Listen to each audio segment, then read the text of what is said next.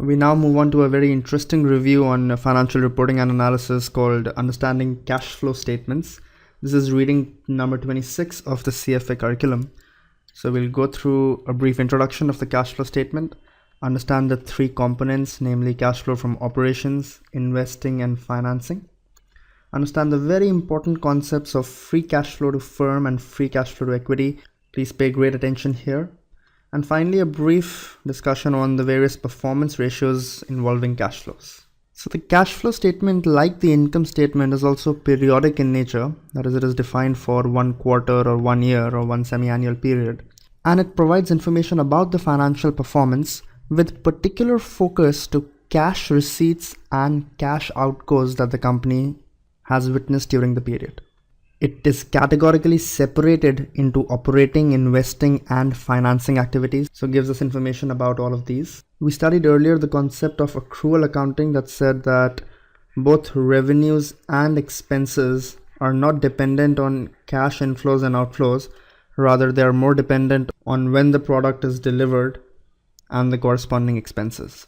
So the cash flow statement will now tell us that what is the impact on the cash inflows and outflows because of these policies. So is the cash flow matching the revenues, or are there too many accruals? And are the cash outflows matching the expenses, or are they more or less? So analysis of the cash flow statement helps us determine if the company's regular operations are generating enough cash to meet the day-to-day requirements and to pay off the existing interest and debt payments. It'll also help us determine if we need additional sources of financing, that is, the cash is not enough. And finally, we can make judgment as to whether the firm has enough available cash to capitalize on profitable opportunities and new opportunities as and when they arise. So cash flow from operating activities are cash inflows and outflows from day-to-day activities or the day-to-day operations of the business. So these are transactions that essentially affect a firm's continuing net income. Cash flow from investing activities, as the name suggests, comes from investment operations, that is the inflows or outflows resulting from the acquisition or disposal of long-term assets and investments. Cash flow from financing are the inflows and outflows resulting from transactions that affect a firm's capital structure, that is the firm's debt or equity. So an increase in debt would be a cash inflow from debt. An increase in equity would be a cash inflow from equity, and vice versa. We'll study all of these in great detail in the coming slides. But please remember that the sum of all cash flows, that is the operating plus the investing plus the financing, will give us the change in the cash balance. That is, the ending cash balance minus the beginning cash balance is the sum of these three activities. So if I add the beginning cash balance to the change in the cash balance, I will get the ending cash balance, and this is going to be a very important calculation when we derive the cash flow statement to verify if we have done the calculations correctly or if we have missed out on anything. So if the ending cash balance is not matching with what is reported on the balance sheet, that means we've made a mistake somewhere in the calculation. So let's first take a look at a few operating activities. The most common cash inflow from operating activity would be the cash collected from customers. These are essentially the revenues that the business is generating from its operations or the sale of its product. Corresponding outflows would be cash paid to raw material suppliers, employees, and cash paid for other expenses, that is marketing, sales, general and administrative expense, etc. So these are the expenses to make the product and to market the product, because of which we are getting the inflows in the form of revenues. Another operating inflow would be the interest received on my fixed deposit or on the investments that I've made in a bank, etc. Similarly, dividends received from my equity investments. All of these are recurring in nature. That is, unless something happens, these interest and these dividends should continue coming every year. Please note that any sale or purchase made with the intention of trading, that is, I don't want to hold on to the asset, be it a fixed asset or a small item, will be recorded as a part of operating activity. So if I am a capital goods dealer, that is, I procure large machines and I sell them forward. My intention is never to construct anything with them. I'm just a trader in these machines. Then the sales proceeds from selling those machines would be a cash inflow from operations, and the acquisition of those machines would result in a cash outflow from operations. So anything bought with the intent of trading would result in a cash outflow from operations, and anything sold which was earlier purchased with the intent of trading would result in a cash inflow from operations. Please note that under US GAAP, interest paid is taken as a part of cash outflow from operations. Under IFRS, you can take it either as financing or operations. Unless otherwise specified, we will assume interest paid as a part of operations or a cash outflow from operations.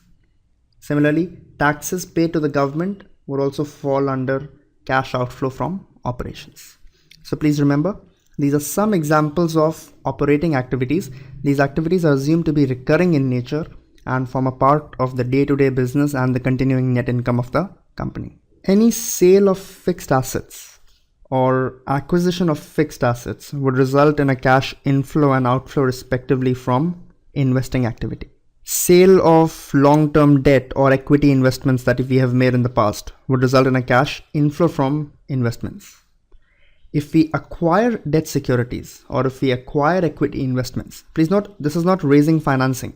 We are giving somebody else a loan, or we are investing in somebody else's debt to earn the yield, or we are purchasing some equity investments of other companies to generate return, then the acquisition of these debt and equity investments would be a part of cash outflow from investing activities.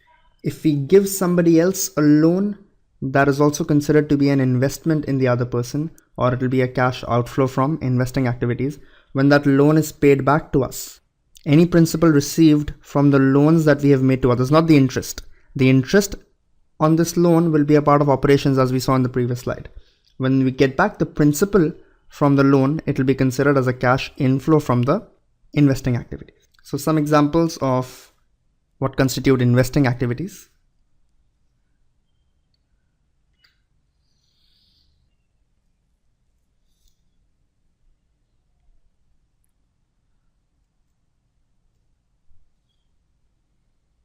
Financing activities, please remember, affect the capital structure. So if we issue new debt or we raise new debt, it is a cash inflow into the company. If we repay our debt, it is a cash outflow. Please note that interest paid is a cash outflow from operations, as is commonly assumed. That is the assumption in US GAAP. Principal repaid on debt will be a part of cash outflow from financing. If I issue equity, similarly, any proceeds from issuing stock will be a cash inflow. Any retirement of stock or reacquisition of stock will be a cash outflow from financing activities. Dividends paid are also a cash outflow from financing. It is similar to returning the equity or retiring the equity. Non-cash transactions are generally investing and financing activities that do not entail a cash inflow or a cash outflow, and hence are not reported in the cash flow statement.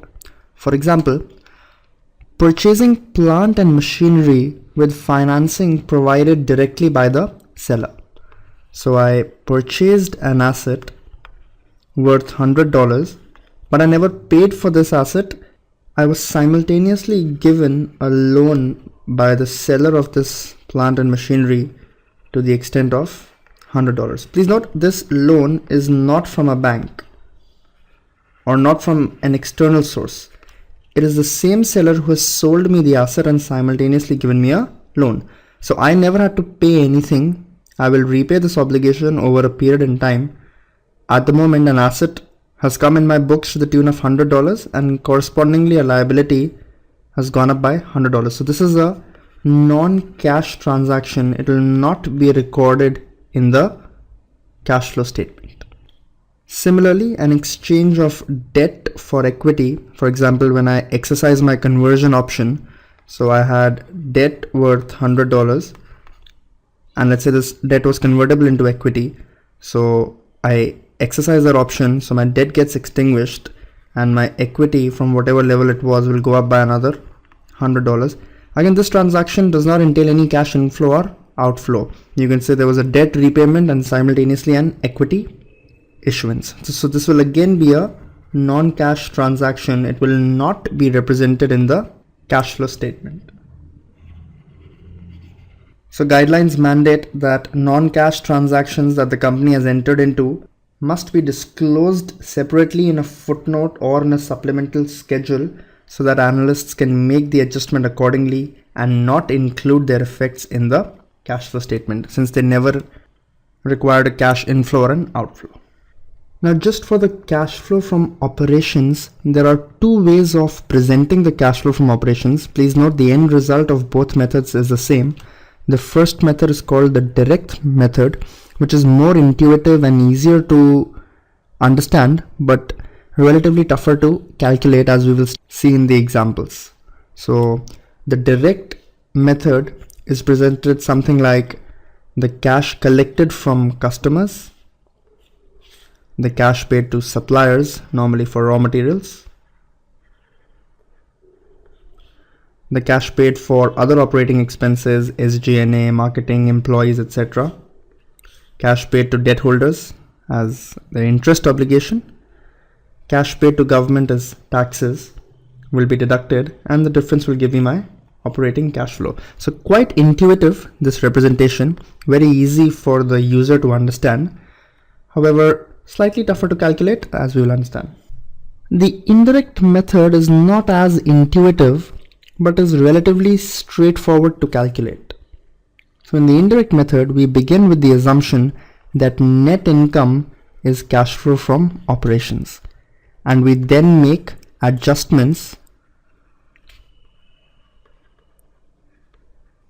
to the net income.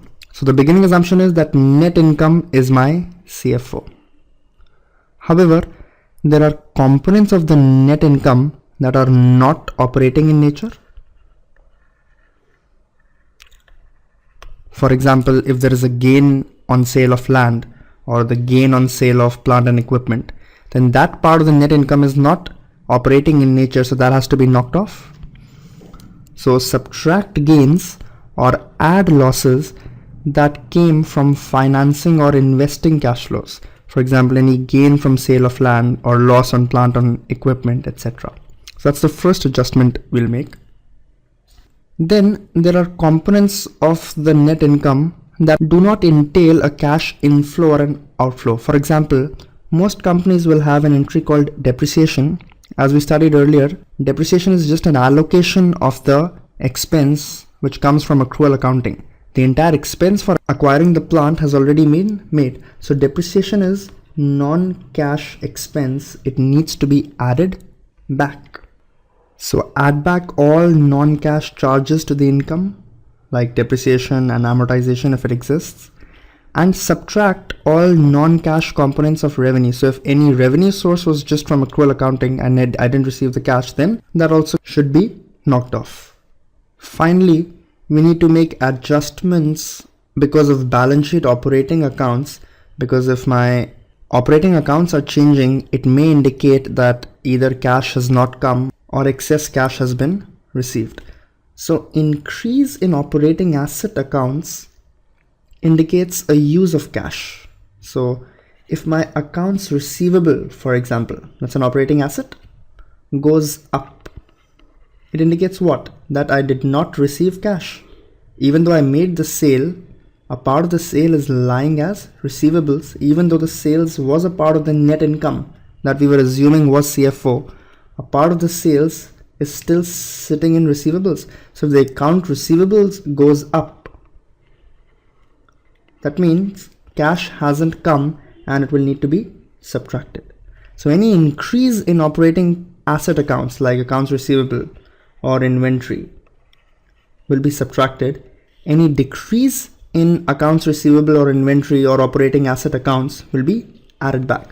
So if accounts receivable come down, that means not only did I receive this period's sales, but I also received some of my past receivables, or the cash inflow this period was higher than what is there in the net income. We'll understand it better with an example, but remember, increase in operating assets are subtracted, while a decrease in operating assets are added to the cash flows derived from the net income. Similarly, increase in operating liability accounts, for example, accounts payable. So if payables go up, that means I haven't yet paid my suppliers, even though I may be showing an expense. So I'm declaring an expense because of accrual accounting, but I haven't yet paid. It's a cash inflow or it increases my cash. So increase in a liability account will be added to the cash flow coming from the net income, while decreases of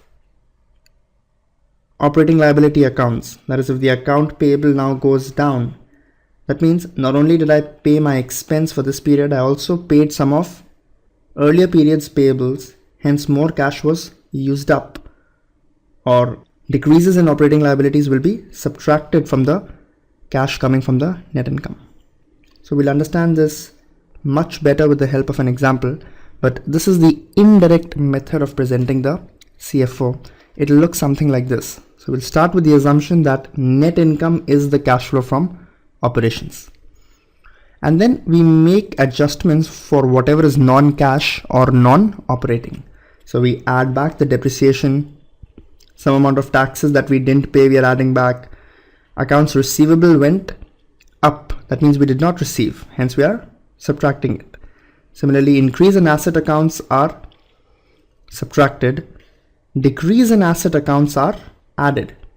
An increase in liability account is added. So if payable goes up means I haven't yet paid, indicating a cash inflow, and an increase in a liability will be added to get to my operating cash flow. Please note, both the direct and the indirect method will give us the same end result. It's just the presentation format that's a little different. The indirect method is not as intuitive for the user to look at. The direct method, as we'll recall, was more intuitive for the user, and we'll see the calculation very soon. So let's understand the concept with an example. We are given the income statement for a company for 2012. That is the sales, cost of goods sold, wages, total expenses, pre-tax income, taxes, net income, dividends are mentioned.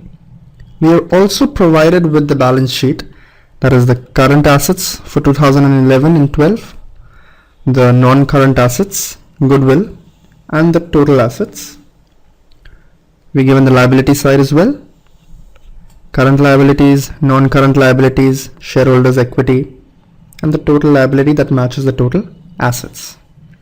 We are required to present the cash flow statement given the income statement and the balance sheet using the direct method of representing the cash flow from operations first.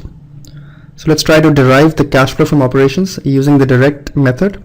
Please recall, the direct method presentation looks straightforward, something like the cash collected from customers and the cash paid to the individual suppliers for operating expenses, interest, taxes, and the difference of the two giving me the operating cash flow. So we'll start by taking a look at the income statement and identifying that the sales of the company for 2012 were $55,000. So if no other information is given, what would I assume to be the cash received from customers? I will assume that these sales came to me as cash, or $55,000. Anything else in the income statement that gives me any information about the cash received from customers from my day-to-day operations? These are all expenses, taxes, net income. So I'll move on to the balance sheet. On the assets side, do I get any information about the cash received from customers? Please note that when making the cash flow statement, do not look at the absolute cash on the balance sheet. This has to be the resultant figure. So whatever we do, the cash flow from operations plus investments plus financing should come out to be a number equal to 9,400. That is the difference between the cash in 2011 and 2012. So if the answer is any different, or the ending cash balance does not come out to be this from our cash flow statement, that means we've made a mistake. The accounts receivable, the next item we see, has gone up from 12,000 to 2,500.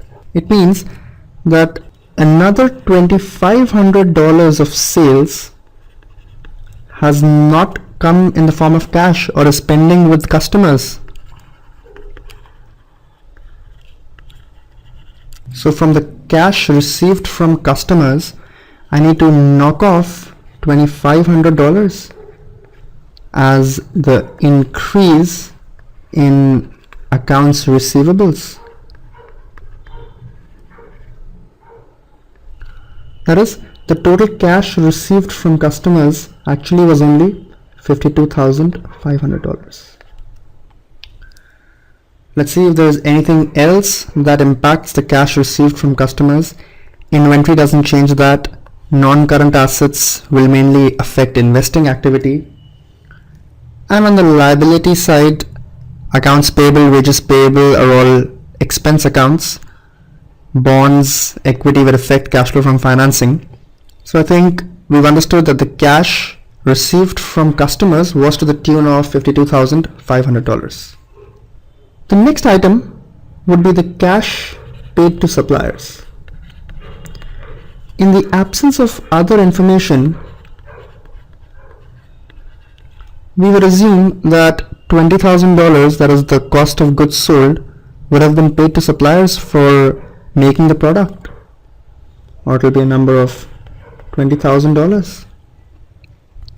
But before we conclude, let's look at the balance sheet to see if there is anything that needs to be added or subtracted.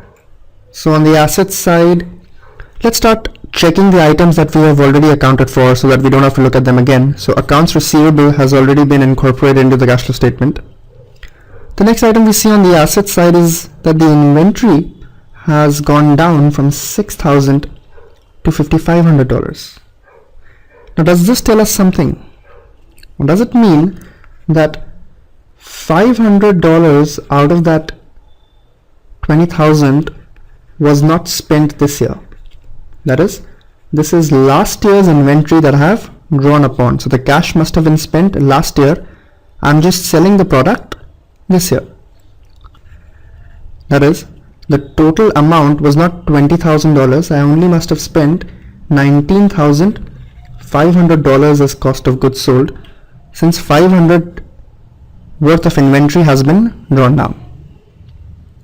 So that's how I'll incorporate the inventory changes into my cash flow calculation. The other assets are non-current assets. They will affect investing activity, not the operating activity.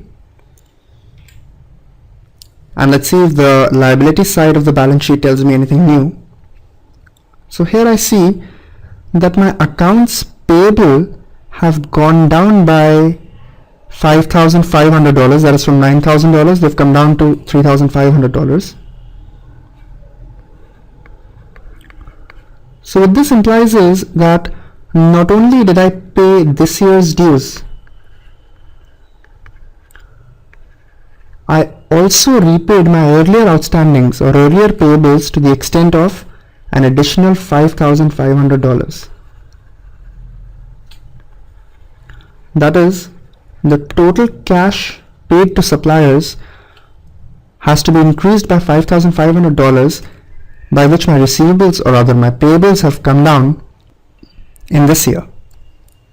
So we'll subtract $500 as the decrease in inventory. So the cash spent was not $20,000, it was only $19,500. But we'll need to add back $5,500 that we have additionally spent as the decrease in accounts payable. So the total cash paid to suppliers would be $25,000. The next item in the direct format of the cash flow statement is cash paid for other expenses. In this case, the other expenses are mainly wages. So given no other information, we will assume that we paid $3,500 as wages to our employees, and that's the only other expense that is mentioned in the income statement for 2012. Let's see if the balance sheet tells us anything new. So we've already covered all asset accounts. and the non-current assets don't matter for the cash flow from operations. On the liability side, we've already taken care of accounts payable, so let's check that. We see that wages payable have gone up by $3,500. So what this implies is that we did not pay $3,500 worth of wages, which is why the wages payable have gone up. So the cash paid for other expenses has to be decreased to this extent, that is the increase in wages payable to the extent of $3,500, or the actual cash paid for other expenses was 0. Because we were supposed to pay $3,500 but we didn't pay anything, that's why the entire wages payable went up by $3,500. Next is the cash paid for interest. The interest expense is given to be $850. So we will assume that we paid $850 in interest. The asset side has already been considered. On the liability side, we've already checked wages payable. We see that the interest payable has remained flat. That means whatever was due this year has been paid, no more, no less. So we'll check interest payable and we'll keep the cash paid for interest as $850. Tax is also an operating expense, so cash paid for tax comes next. And we see that provision for taxes is what will normally be assumed as taxes paid. So given no other information, we'll say that cash paid for tax is $10,000. However, we see that taxes payable have gone down by $2,000. That means we additionally paid $2,000 worth of past taxes due, or the taxes paid would go up by $2,000. However, there's one more item on the liability side that we think does affect taxes, that is the deferred tax liability, that has gone up from $8,000 to $11,200. We'll study how this liability comes and gets extinguished in more detail in the review on income taxes. But remember that deferred tax liability for the moment or for the cash flow statement can be thought of in the same manner as taxes payable. So this liability has gone by $3,200. That means we have not paid $3,200 worth of taxes that we are showing on the income statement.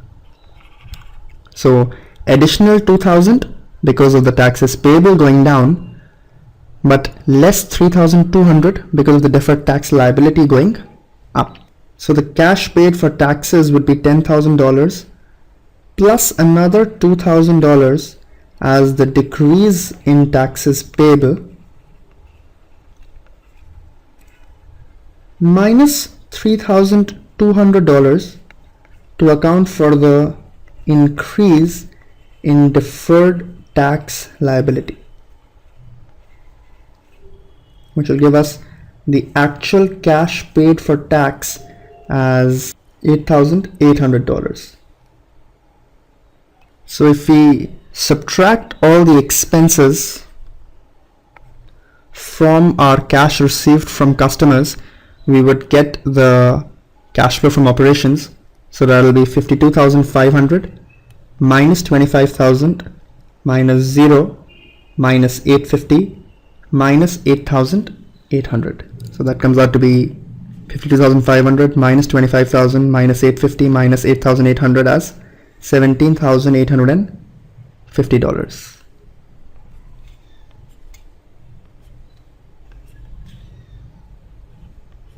We will next corroborate this calculation with the indirect method for presenting CFO and verify that the cash flow from operations comes out to be the same from both methods as we discussed.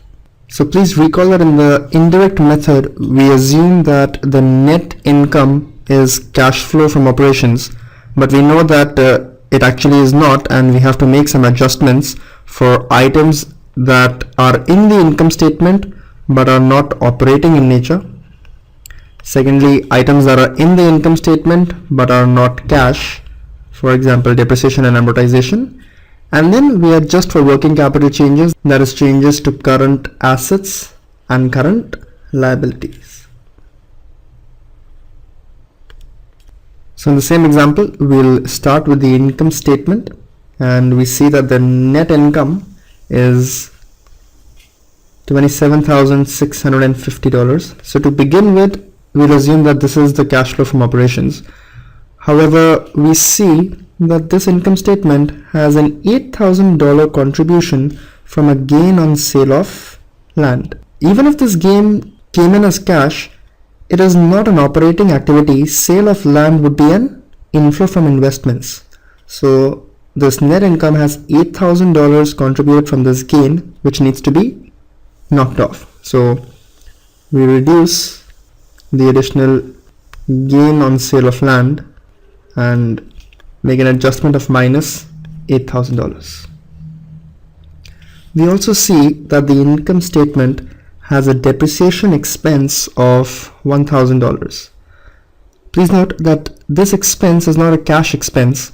It is just the allocation of the fixed cost of an asset, and the cash for this fixed cost must have been spent in the period that we acquired the asset. This depreciation is now just an allocation that comes because of accrual accounting. It is not a cash expense. So we are reducing the net income by $1,000. It is not a cash expense, so we will need to add back the depreciation to get to the cash flow from operations. So we add back $1,000 of the depreciation, and that is the adjustments that we can see that need to be made from the income statement directly if we start with the assumption that net income is cash flow from operations. We next need to make adjustments for working capital changes. So please remember that an increase in current assets represents an outflow of cash, and a decrease in current assets is an inflow. So let's understand. If accounts receivable goes up from 12,000 to 14,500 as we studied earlier, it means that 2,500 of the sales did not come in or did not come as cash. That's why receivables have gone up. So $2,500 need to be subtracted. If inventory goes down from 6,000 to 5,500, that means $500 worth of previous year's assets have been sold in this period. So the expense would have been recognized, but it was already made in 2011. So in 2012, cash expenses were lower to the extent of $500. Please note that when calculating the cash flow statement, the cash is an ending balance. Do not include changes in cash in the calculation. So from the assets side, we need to deduct $2,000 from our previous calculation as changes in current assets. Non-current assets will affect investing activities. Similarly, on the liabilities side, remember that an increase in current liability is a cash inflow, and vice versa, that is a decrease in current liability is an outflow. Let's understand. So if accounts payable goes down from 9,000 to 3,500 or by 5,500, that means not only did we pay for this period's raw materials, we also paid our outstanding dues in 2012. So in 2012, we spent an additional $5,500 that will reduce my cash, or a decrease in a liability or a current liability is an outflow. Wages payable went up by $3,500. That means I did not pay $3,500 of cash that I'm representing as an expense in the income statement, or my cash will go up to this extent because it wasn't paid.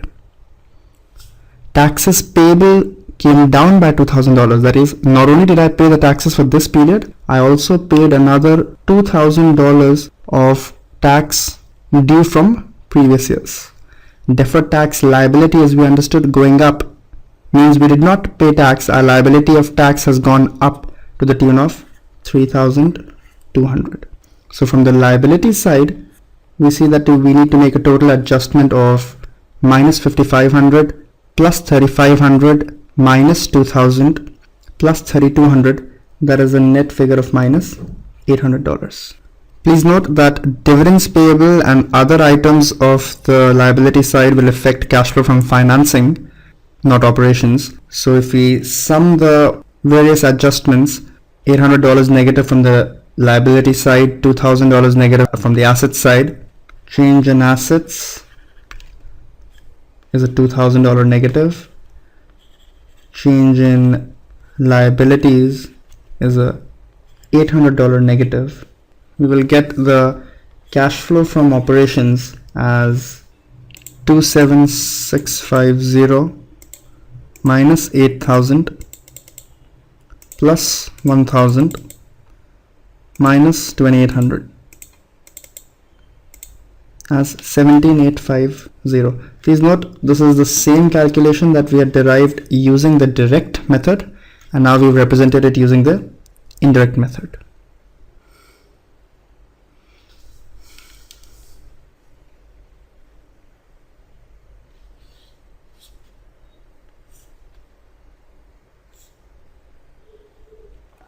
So we now move on to understanding cash flow from investments. Investing activities, remember, relate to the acquisition and disposal of fixed assets and investments, and investing cash flows are calculated as the change in the gross asset accounts from investing activities such as property, plant and equipment, intangible assets and investment securities. So what is the cash outflow or the cash paid for a new asset? This can be calculated as the ending gross assets plus the gross cost of old assets sold minus the beginning gross assets. So let's understand this formula with an example. Suppose that we had beginning gross fixed assets in our company in total of $100. The ending gross fixed assets at the end of the period have gone up to $120, and we know that we also sold machinery in this period worth $10 or with a book value of $10 for a price of $20. So compute the cash paid for new asset and subsequently the cash flow from investments. So had we not procured any new asset in this period, let's assume, what would have happened to the gross fixed assets? At the beginning of the year, they were $100 and you sold machinery worth $10. So this $10 would have gone out of your books. That is, had you done nothing, in year 2, the fixed assets would have been $90. However, the fixed assets actually have become $120 at the end of the year. That means, how much worth of assets have you acquired? $30.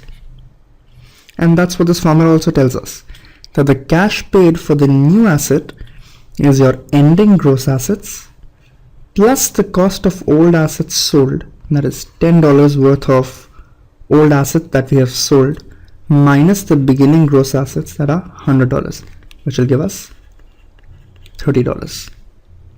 So that is the cash paid for new asset. You do not need to remember this formula. Given the data in the question, you would be able to solve it from basic logic as well, like we just did. So this will be a cash outflow from investments. We also sold some machinery, so the cash received from the assets sold, in this case we know that it's an amount of $20 because we received $20 from the sale of the old asset, can also be calculated as the book value of the asset, which is $10, plus the gain or loss on the sale, which is another $10 in our example. So we received $20 from the sale of some old plant and machinery, and we paid $30 for the acquisition of a new plant. So our total cash flow from investments would be minus $30, this is the acquisition, plus $20, these are the proceeds from sale, giving us a total cash flow from investments of minus $10. So let's do this with a more elaborate example. Let's go back to the income statement and the balance sheet that we've been working with for our previous questions. So it's the same income statement. Let's take a look at it again and see that do we get any information about investing activities from this income statement? Sales, expenses are all operating activities. I do see a gain on sale of land worth $8,000. So I'll keep that in mind, that $8,000 have come as a gain from the sale of land, and this pertains to investing activity. We'll look at the balance sheet, and please remember that as far as investments are concerned, most of the information will come from this section, that is the fixed assets or the non-current asset. So let's see what I have here. I see that a non-current asset called land has gone down by $5,000. When will land go down? When we buy more land or when we dispose of the land? It's when we sell our land. And we also saw in the income statement there was a gain on sale of land worth $8,000. So the total cash received from the sale of land can be calculated as $8,000 of the gain plus $5,000, that must be the cost of the land, since after disposal land went down by $5,000. So I would have received $13,000 from the sale of land, $5,000 covering my costs and $8,000 giving the gain on the income statement. I also see that gross plant and equipment has gone up by $20,000, and there is no information about any plant or asset disposal explicitly mentioned in the question or there in the footnotes. So we'll conclude that we purchased equipment worth $20,000, which caused an increase in this gross plant and equipment. So cash paid for acquisition of asset is $20,000, which needs to be subtracted to get to the cash flow from investments. Please note that even if this gross plant and equipment was not given and just the net plant and equipment was given, I could have still deduced the same answer by analyzing that the depreciation in the year was $1,000 as is available in the income statement. So if I had done no acquisition, the net assets would have gone down from $71,000 to the extent of this additional depreciation, that is down to $70,000. However, the net plant and equipment has actually gone up by $20,000. This is possible only if I have acquired additionally worth $20,000. If the gross plant and equipment is given, just see the difference in the gross plant and equipment to see the cash paid for the asset.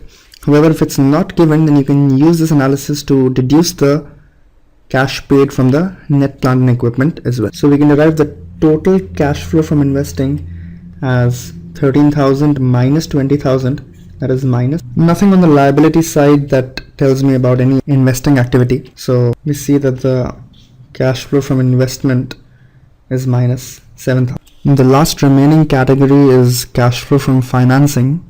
So financing cash flows are determined by measuring the cash exchanges occurring between the firm and its suppliers of capital, namely debt holders, or rather broadly speaking, debt holders and equity holders.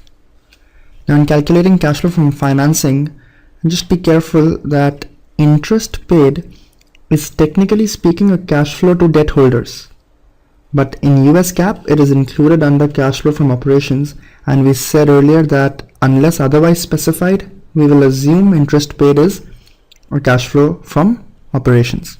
Under IFRS, both interest paid to debt holders and dividends paid to shareholders can either be classified as operating or financing at the discretion of the management. So if you feel that both of these are repeatable continuous expenses that should be deducted from operations, you can take them as operating cash flow or you can keep them in finance. So the net cash flow from debt holders will be the new borrowings minus the principal amounts repaid. Please recall that interest paid is cash flow from operations. So any new borrowings would be a cash inflow. Any principal repayments will be a cash outflow. Likewise, net cash flow from equity holders would be the new stock issued. This would be an inflow minus any money spent in repurchasing or reacquiring the shares, and minus the cash dividends paid will give me the net cash flow from equity. At the end of cash flow from financing, we will also verify that total cash flow, that is the sum of CFO, CFI and CFF, will equal the change in cash from one balance sheet to the. So let's get back to our question. We first look at the income statement. Let's see if there's any information about cash flow from financing. These are all operating, investing, operating.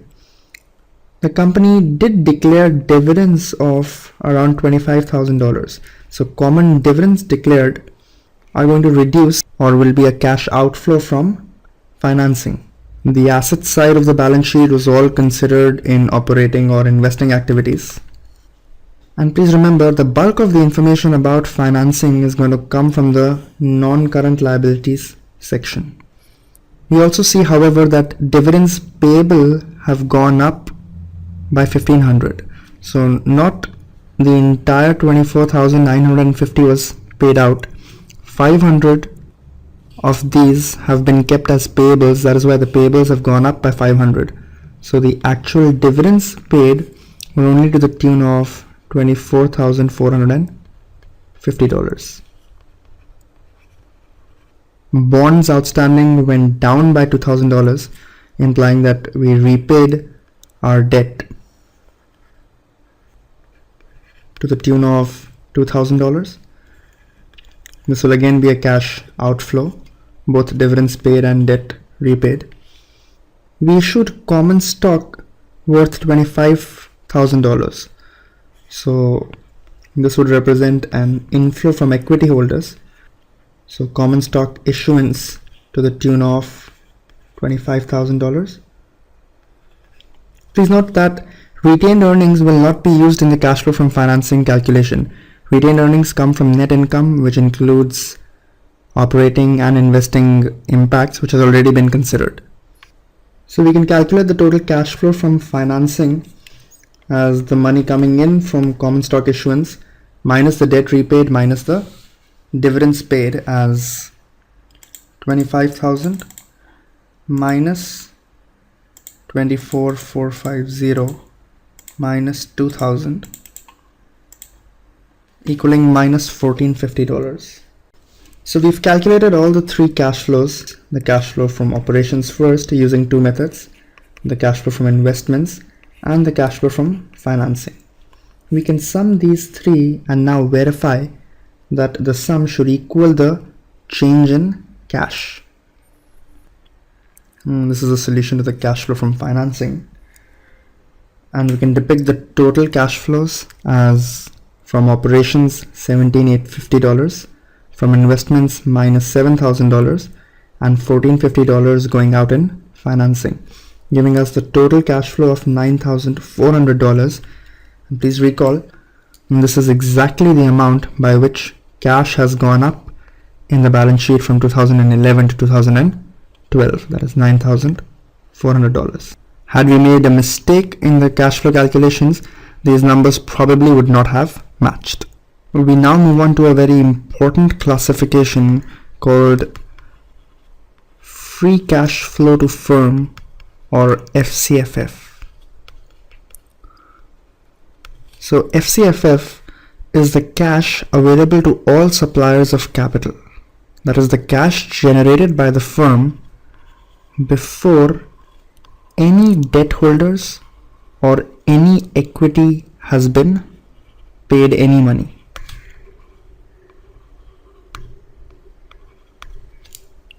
That is, with this money, I can choose to pay my debt holders or pay my equity holders whatever amount may be required.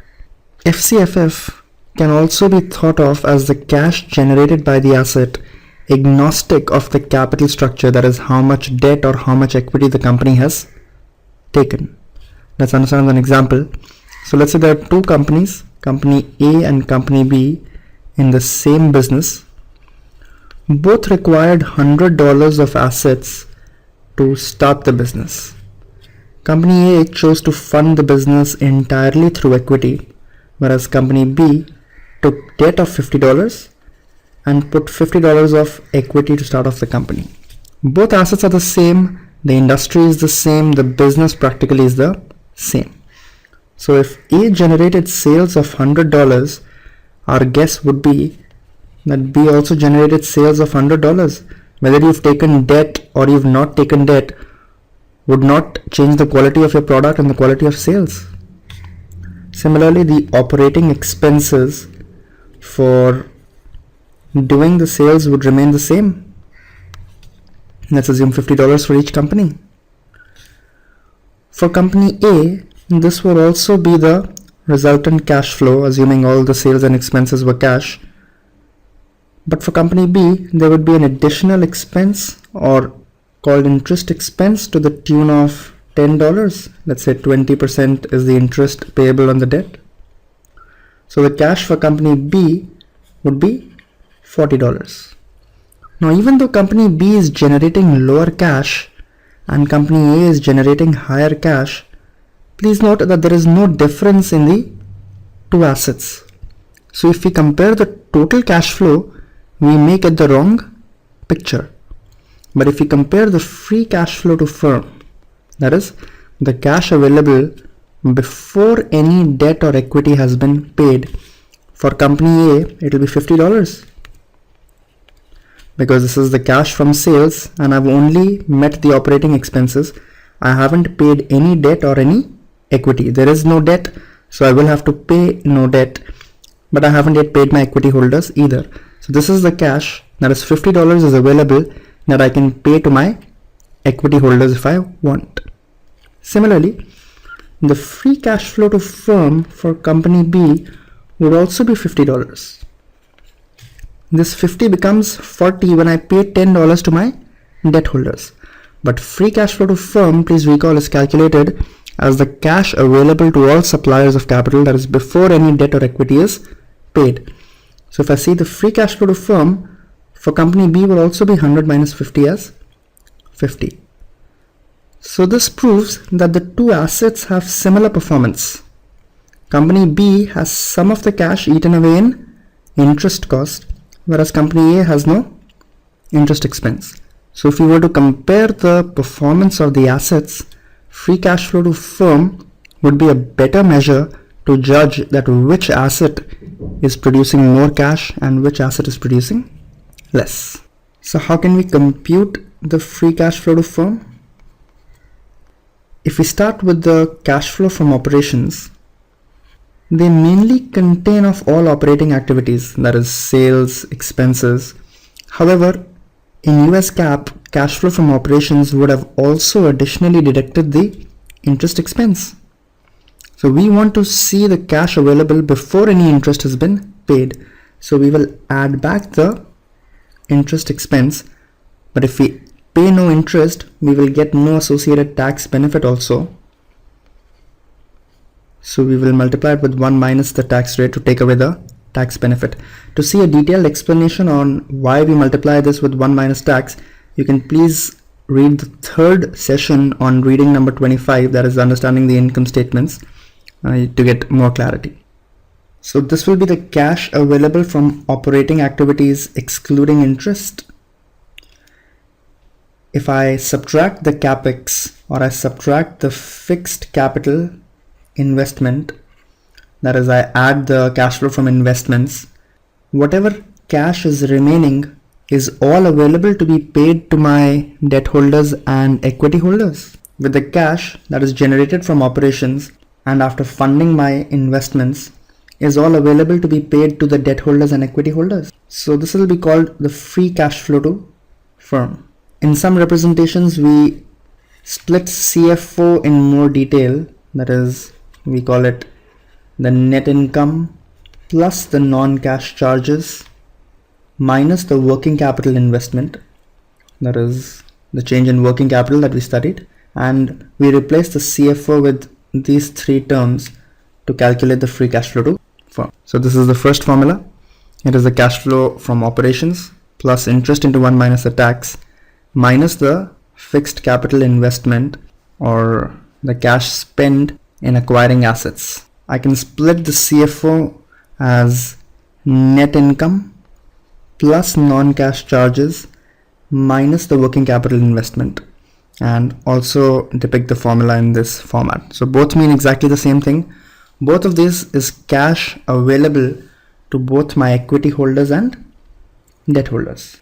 Free cash flow to equity is the cash available to equity holders or to common shareholders. So we can start with the free cash flow to firm to compute the free cash flow to equity. So from the free cash flow to firm, first I will pay my interest, but if I pay interest I will also get a tax benefit plus any principal that I have received from the debt holders. So plus any net borrowing. Net borrowing is the principal received minus the principal paid. So if I have repaid the debt, this number will be negative. If I have taken on more debt, this number will be positive. So after I've deducted whatever was to be paid to the debt and added whatever I have received from the debt holders, the resultant cash will be available to equity holders. It can be paid as dividends, or it can be used to repurchase stock, etc. I can expand the free cash flow to firm and write the formula as cash flow from operations minus fixed capital investment plus net borrowing. If you substitute the free cash flow to firm from the previous slide, you will get the exact same formula for the free cash flow to equity. So once you've derived the cash flow statement, you can compute various ratios to understand the performance of the business better, especially in relation to the cash flows. So you do not have to remember these ratios. We'll study more about ratio analysis in the coming review, but we'll just go over the various ratios to give you a brief idea. So the cash flow to revenue ratio measures the amount of operating cash flow generated for each dollar of revenue.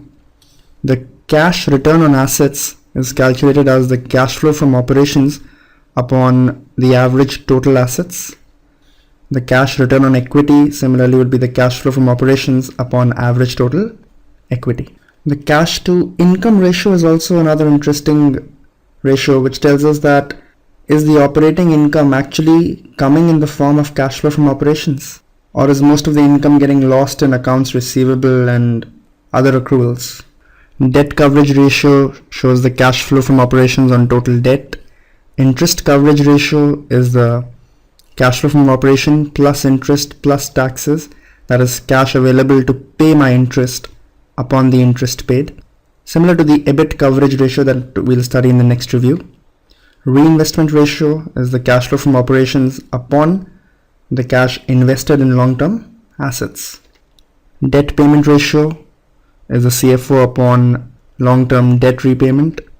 Dividend payment ratio is the cash flow from operations upon the dividends paid. Investing and financing ratio tells me the cash flow from operations as against the cash outflow from investing and financing activities. So again, you don't have to remember these ratios, but just be aware that cash flows need to be analyzed as extensively as the income statement and balance sheet items. So with this, we've completed a very important review. We've now studied all three statements, that is the income statement, balance sheet, and cash flow statement. Please practice and revise the concepts as usual, and in the coming reviews, we'll study more about financial analysis and accounting techniques. Thank you so much. See you next time.